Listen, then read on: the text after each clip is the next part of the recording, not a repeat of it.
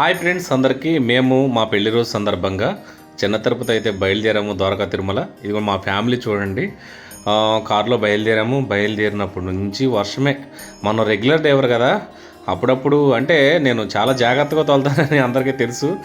ఎందుకంటే నేను బైక్తో వెళ్ళేటప్పుడు నన్ను దాటుకుని సైకిళ్ళు కూడా వెళుతూ ఉంటాయని మా ఫ్యామిలీ, మా వైఫ్ నన్ను ఆట పట్టిస్తూ ఉంటారనమాట. అంత ఫాస్ట్గా డ్రైవింగ్ చేస్తూ ఉంటాను నేను. కారు అయితేనేమో 60, బండి అయితే 40. ఇక్కడ తర్వాత ఇక ఆకలి బాగా. ఆకలి అవుతుంది అని హోటల్లో వెతుకుతూ ఉంటే ఒక టోల్ గేట్ దగ్గర ఒక హోటల్ కనిపించింది. బండి టిఫిన్ మాత్రం చాలా బాగుంది. అలాగే తర్వాత ఇక్కడ టీ తాగేసి ఇక మళ్ళీ టీ కూడా చాలా బాగుంది ఇక్కడ. ఇక బయలుదేరాము ఇక్కడ నుంచి. ఇంకా తర్వాత తెలిసిన వాళ్ళు ఎవరో కలిసి మాది విజయవాడ అన్న, నీ ఫోన్ నెంబర్ చెప్పంటే వాళ్ళకి నెంబర్ చెప్పి మళ్ళీ ఇక్కడ నుంచి టెంపుల్కి అయితే బయలుదేరాము. వచ్చేసాం టెంపుల్కి. వచ్చిన తర్వాత చూస్తే జనం బీభత్సంగా ఉన్నారు. ఏంటి శనివారం రోజు కదా ఇంత జనం ఉన్నారు మనకు ఎలాగా అని తెలిస్తే, ఎలాగే మనకి ఇన్స్టాగ్రామ్లో ఒక ఫ్రెండ్ పరిచయమే, నేను చిన్న తిరుపతిలోనే ద్వారకా తిరుమలలో ఉంటానన్న, మీరు వచ్చినప్పుడు కాల్ చేయండి అంటే అతనికి కాల్ చేశాను. చక్కగా అంతమంది జనంలో కూడా చక్కగా తీసుకెళ్ళి మాకైతే మంచి దర్శనం చేయించి మళ్ళీ తీసుకొచ్చి మమ్మల్ని ఒక మనిషిని కూడా పంపించి మరి దర్శనం చేయించారు. చాలా థ్యాంక్ యూ బ్రదర్ మీకు. అలాగే ఇంకా మళ్ళీ అక్కడ నుంచి బయలుదేరాం. బయటకు వచ్చేటప్పుడు కూడా సక్సెస్ అయిపోయి మంచి దర్శనం జరిగింది సక్సెస్గా. తర్వాత కొంతమంది తెలిసిన వాళ్ళతో మాట్లాడటం, సెల్ఫీలు దిగటం, ఇంకా ఇవన్నీ మామూలే. ఇంకా నేను చాలామంది రోడ్డు మీద వెళ్ళేటప్పుడు కూడా చాలామంది నన్ను చూసి సడన్గా ఆగిపోతూ ఉంటారు. వాళ్ళందరికీ కూడా నేను ఒకటే చెప్పదలుచుకున్నాను, నేను మీ తమ్ముడిని, అన్నని, మీ సొంతం అనుకోండి, మీరు ఎక్కడ కావాలంటే అక్కడ ఆగైనా నేను సెల్ఫీ దిగుతాను. సడన్గా బ్రేక్ వేయటం, ఎటో చూసుకుంటూ బండి తోలటం మాత్రం లాంటివి చేయొద్దు దయచేసి. చిన్నది జరిగినా అది నా ప్రాబ్లం వల్ల జరిగితే నేను జీవితాంతం బాధపడాల్సిన పరిస్థితి ఉంటుంది. ఇలాగ మా వైపుతో 2 సెల్ఫీలు దిగిన తర్వాత ఇంకా బయటకైతే బయలుదేరాము. ఇక్కడ ఇంకా ఎక్కువ మంది చిన్నపిల్లలు కూడా గుర్తుపట్టేసి అంకుల్ మీ వీడియో చూస్తామన్నారు. తర్వాత చాలామంది వచ్చి సెల్ఫీలు దిగటం కూడా జరిగింది. వాళ్ళందరితో హ్యాపీగా సెల్ఫీలు దిగిన తర్వాత ఇక అక్కడ నుంచి చిన్న తిరుపతి నుంచి మళ్ళీ బయలుదేరాము.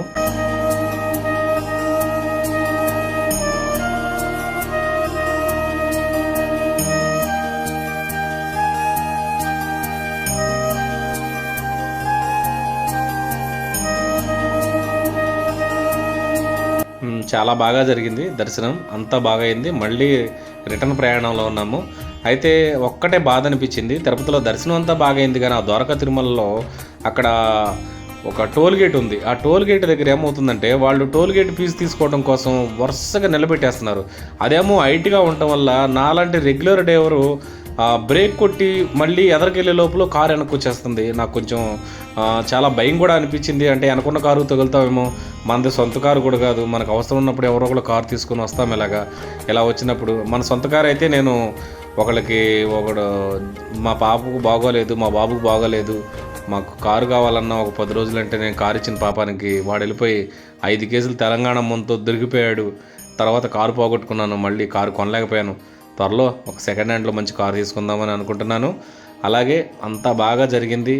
అందరూ సపోర్ట్ చేశారు. ఎంతోమంది వచ్చి అన్నయ్య అని ఆప్యాయంగా పలకరించారు. ఇలాంటి ఆప్యాయంగా పలకరింపులే కదా మనకు కావాల్సింది. అలాగే మా పెళ్లి రోజు సందర్భంగా ఎంతోమంది మాకు విషెస్ తెలియజేశారు.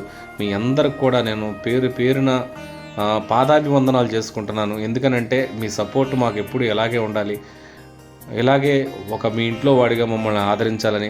ఎప్పుడైనా వీడియోల్లో చిన్న పొరపాట్లు జరిగితే అది ఒక కామెంట్తో అన్నయ్య మీరు ఎలా చేయొద్దని చెప్తే నేనే మార్చుకుంటాను. దయచేసి బ్యాడ్ కామెంట్లు అయితే పెట్టొద్దు. మీ అందరికీ చెప్పేది అదే. అందరూ బాగుండాలి, అందులో మనం ఉండాలని కోరుకునేవాడిని. నేను ఎప్పుడు నా ద్వారా 10 మందికి సహాయం చేయాలని, 10 మందికి సపోర్ట్ చేయాలని కోరుకుంటాను. నేను మొదటగా యాక్ట్ చేసిన సినిమాలో కూడా 30 మందిని సినిమాకి నేను పరిచయం చేశాను. చాలా హ్యాపీగా అనిపించింది. తొందరగానే ఇంటికి వచ్చేసాము. మళ్ళీ ఉదయము ఇక్కడైతే 8ంటికి బయలుదేరాము. మళ్ళీ సాయంత్రం 2:30కి ఇంటి దగ్గరే ఉండిపోయాము. మధ్యలో ఒకసాట భోజనానికి ఆగాము. భోజనం కూడా చాలా బాగుంది. అంటే టెంపుల్కి వెళ్ళి వస్తున్నాం కదా, అందుకనే అది కాక శనివారం కాబట్టి మేము వెజ్ తీసుకున్నాము. చాలా బాగుంది. అలాగే సాయంత్రం అయ్యేసరికి మా బావ నైటు మా చెల్లి వచ్చేసారు.